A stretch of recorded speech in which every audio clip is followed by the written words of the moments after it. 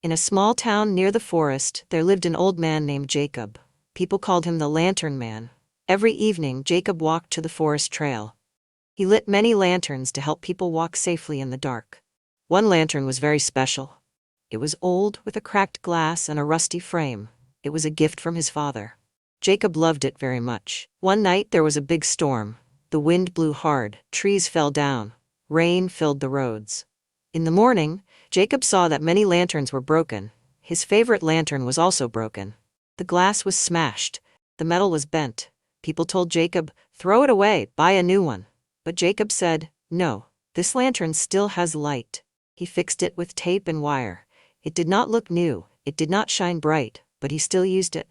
One night, a teenage boy walked into the forest. He got lost in the dark, his phone did not work. He was scared. Then he saw a small, soft light far away. He followed the light. It was the broken lantern. The light helped him find the trail. He was safe. The next day, people heard the story. They were surprised. That old broken lantern had saved a life. Now, they didn't laugh at Jacob. They respected him. They called the light hope. Jacob smiled and said, "Even broken things can shine. You don't need to be perfect. You just need to try."